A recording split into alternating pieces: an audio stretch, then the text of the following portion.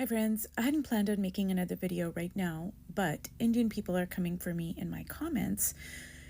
And, so I know I'm on the right track with what I'm saying. But what I want to talk about in this specific video is Indian people and anti-Black racism specifically. So whether this is in within the country of India or whether this is when Indian people immigrate to any part of the world, whether it be on the African continent, in North America, South America, wherever, Indian people have, and again, I'm not saying every single Indian person, but I'm talking about Indian people generally, our society, our culture, the belief systems that Indian people hold, etc. Indian people are extremely racist, especially towards Black people. And if you take a Black person who has been around Indian people for any period of time, Black people pick up on this. It's something that is, this is not a secret. Whether you're talking to, say African students who study in India, which there are African students who are there, or whether you're talking about, say, you know, Kenyans. There's a large population of Kenya that are Indian people that have immigrated to that country, or South Africa, or Canada, or, the United States, whatever. But Black people pick up on Indian people's racism because it is quite apparent. It's something that that is there. It's obvious. So I'm just going to give you an example of me, my family, and the Indian people in South Africa. When I grew up there, I spent for the first 12 years of my life under apartheid. So we had servants, maids, cooks, gardeners, etc. And all of these people were Africans. They were Black people. And all of the Indians in South Africa had servants. Okay, they were all Black. Now, how were these servants treated? They were treated as subhuman. They were not considered to be human beings with feelings. They drank out of different cups. So Indian people would not share their table with the servants who were an integral part of their household. They took care of their children. They drove them everywhere. They cooked for them. But they had to eat off of separate dishes. They could not sit on the furniture. They, if, say, for example, when we left our home and we traveled, so we lived in Pietermaritzburg, we traveled to Durban on the weekends, holidays, whatever. Our maid would come with us. She was not allowed to sleep on or sit on our furniture or sleep on our furniture, so she had to sleep on the floor. These are things that all Indian people did in South Africa. And now I'm just talking about South Africa. I'm not talking about, say, when Indian people immigrate to other countries. But this is true even in first generation Indians.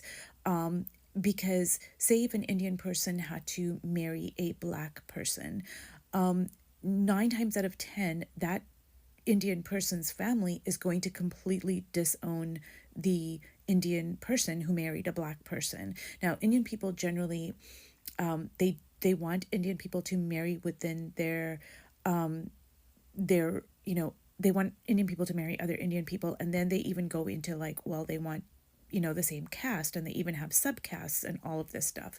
So but if an Indian person marries a white person, or say an Asian person, it's not considered to be as heinous of an act as if an Indian person married a Black person. So this can be tied to the caste system because, like I mentioned in my previous video, Indian people are racist towards other Indian people. And some of this is based on skin color. It's not entirely based on skin color, but there is a factor that is, that is apparent in that. So Ava DuVernay made a movie called Origin, and it's based on Isabel Wilkerson's book Caste. which somebody just pointed out. And it's very difficult for me to talk about these very heavy topics in 10 minutes. So I can't cover everything, but Indian people are inherently racist as a culture and as a society. And then within that racism, there is a hierarchy. So, yes, while an Indian society might be racist towards Western people, Western culture, white people, etc. Just like Vivek Ramaswamy making that comment about how, he made all these disparaging comments about, Americans. And he was talking about white Americans, how they're not as smart and blah, blah, blah. These are not uncommon things that Indian people say within themselves. I have been privy to these conversations in whether it's, say a friend situation or families or extended families or just in my Indian community. These are very common beliefs that most all Indian people will espouse. They will say things like, well, white people have no culture. Their food is horrible. They just go on and on and on. But when it comes to Black people specifically, Indian people have extremely racist views about Black people. And it doesn't matter how nice this Black person is, how educated they might be. None of those things matter. And that's why I say that a lot of Indian people, they align themselves with a very far right-wing kind of Trump ideology. So you might take somebody from, say, America who is a Trumpster, and they espouse all these very racist views. And you could take an Indian person, and in many respects, those views are going to align because Indian people generally tend to hold very racist views. It goes back to the caste system, yes, but it also ties into other aspects. Because as I pointed out before, there are the so-called untouchables in India, and Indian people are racist towards them as well. So this is all a very, these are complicated things, and I'm just trying to do my best to share these ideas because we are in terrible times right now in the United States and in the world generally. So I guess Indian people, if you guys want to come for me, come for me. I am not saying anything that's untrue. This is the truth, and I think it's kind of an open secret. Hi guys, so this video is going to be in response to my last video. I received a lot of views for my tiny channel. I only started my TikTok a few weeks ago. So I have three main groups of people that I would like to address because I can't respond to all of my comments for various reasons, even though I have been trying.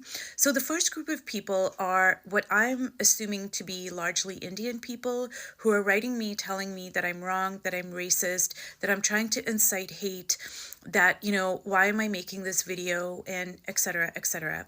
So I have two responses to that. The first response is, I did not start this fire. I am merely talking about the fire. I didn't create this. So the second thing I have to say is that you do not have to watch my video. You can scroll on by. You do not have to leave me hateful comments. You do not need to take the time to, to watch my video and respond. You can just scroll on by. The second group of people I'd like to address are what I'm assuming to be Black folk from, all different parts of the world, like maybe, the African continent, maybe Trinidad, maybe Jamaica, wherever. And this is a small minority of my comments, but I would like to address it. And these comments fall into the general kind of, why are you making this video? We already knew this. Like, what do you hope to achieve by making this video, etc. And to these people, I'm going to respond by saying that I made that video in response to my previous two videos, which was why do a lot of Indian people support Trump? And I surmised that the reason why is because a lot of Indian people uphold the same right-wing ideology that Trump supporters do. So that's why I made that video. Now, to the third group of people, and this was the majority of people, you guys I want to thank you guys so much because you took the time to write me your comments, to share your experiences. And even if you don't agree with what I'm saying, that's totally fine. As long as it's respectful, I so appreciate the engagement. Now, the problem I'm having is I have tried to respond to all my comments, but my comments are getting heavily censored. So I'll take the time to write a very detailed response, and then TikTok just deletes it. And I can't do anything about that. And I'm not being rude. I'm not using any swear words. I'm not doing any of that stuff. But my comments are getting deleted. So so sometimes I'll just write 100% or agreed because I can't, it's like my third try, and my comments are not going through. But let me expand a little bit on my last video. So obviously I'm not saying that every single Indian person is racist. That is not what I'm saying. That would be a ludicrous thing for me to posit. So what I'm saying is that Indian people as a whole share certain belief systems. We share certain values, and yeah, we do have those shared beliefs. And unless we recognize what those beliefs are, unless we look at them in a very objective way and say, hey, does this even make sense? Does this serve me in any way? And then we replace those beliefs get passed down from generation to generation. And even if Indian people move out of India, well, those beliefs are still there because nobody in the lineage has confronted them and replaced them. So again, I am going to say to people who don't agree with me, you don't have to watch my video. But let me talk a little more about India and Indian culture, because I've also gotten a lot of comments with people saying, yeah, I've experienced Indian people being so racist to me, and they're like, so much darker than me, but they still think they're better than me, etc., etc. All of that is valid. And yes, that's correct. That is, a lot of Indian people do have those beliefs. It's not specifically about the skin color. It's about numerous things.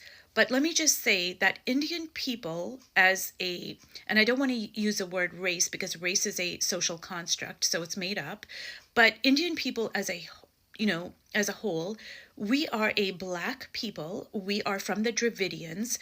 The original people of India were Dravidians. They had two highly evolved civilizations. They were Mohenjo-daro and Harappan.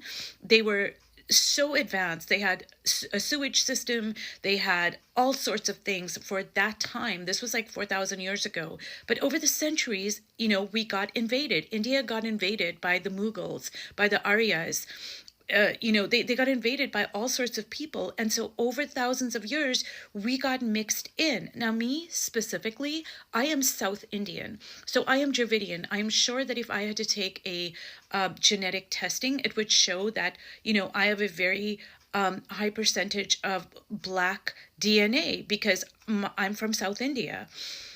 The problem is that a lot of Indian people are in denial about this. When I was in India, I went to an archaeology museum in Madras, and I don't remember the name of it, but it had a most excellent overview, and it went into great detail of the original Dravidian people. It talked about the art, the culture, it talked about the religion, it talked about all sorts of things. And it acknowledged the fact, because I think it was an anthropological museum, I could be wrong, but it talked about the fact that the original people of India are Black people. We are Dravidians. We are Black. That is correct, yes. However, a lot of Indian people are in denial about this. They don't want to admit it. They don't want to acknowledge it. They don't want to, they don't want to, they're just in denial, okay?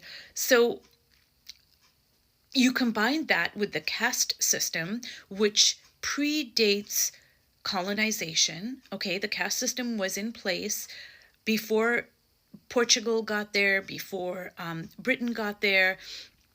And you put all of these aspects together, and now you have internalized racism, you have the caste system, you have a lot of different things. And, speaking about the caste system, let's talk about women for a second, because if we're going to talk about caste, I mean, women are at the very bottom of the bottom of the bottom of the bottom of the caste system. And whenever I start talking about how women are treated in Indian society, and the violence against women in Indian society, I get like a slew of really hateful, comments. And I'm not talking about on TikTok, because I just started my TikTok, but I've done other sorts of work where I have talked about the violence against Indian women. It is it's a genocide that's happening against Indian women, but it's so hidden. It's so, it's not talked about. But anyways, I'm digressing here. So about my last video, no, I am not trying to incite hatred. I'm not trying to I'm not trying to do any of those things. This was in response to the fact of a lot of Indian people have beliefs that align very well with Trump voters. They are right-wing ideologies, and that's why a lot of Indian people support Trump. That was the basis of what my video was about. And the reason why I brought up my experiences of growing up in South Africa is because those were my experiences. I thought it was pertinent. I thought it was relevant. And that's why I made that video. So anyways, thanks for watching. Morning, guys. So I spent the better part of this morning having a conversation in my messages with a South African Indian lady. Now, since I made my video about anti-Black racism, specifically in the Indian community, I have been receiving a lot of comments, largely by South African Indians, from what I can understand. And basically, a lot of these comments are vitriolic, they're hateful, they're not rooted in reality, and furthermore, they are accusing me of inciting racial hatred and violence in South Africa. Now, I have an extremely small TikTok account. I don't even have 3,000 followers. The video that I made was in a context of why do so many Indian people support Trump. So I made a couple of videos before that one, and I made a couple after that one. Another thing is, I cannot speak to what is going on in present day South Africa. I was a kid. I grew up under apartheid. And we immigrated to Canada when I was about 12 or 13 years old. It was not my decision to immigrate. I had no say in the matter. My parents decided to immigrate, and they did not consult with me. So, I'm just getting all these really unhinged comments. So I guess my first question would be to South African Indians is perhaps you guys should open up a dialogue on promoting racial harmony. Perhaps you guys should make videos about it. What is it like living in present day South Africa? What are the race relations like? How do Indian people feel about the history of the country? Etc., etc. I cannot make those videos because I do not live in South Africa. We left when I was 12. So what I am speaking about are my experiences, not only in South Africa growing up under apartheid, but I'm also speaking about my experiences living in Canada and being a part of various communities of Indian people. I have had friends who are Indian. I have dated Indian guys. I have been parts of different Indian communities. And regardless of where they come from in the world, because Canada has a large Indian population from everywhere. So we have Fijians, Guyanese, Trinidadians, etc., etc. And then we also have people from India, from various parts of India.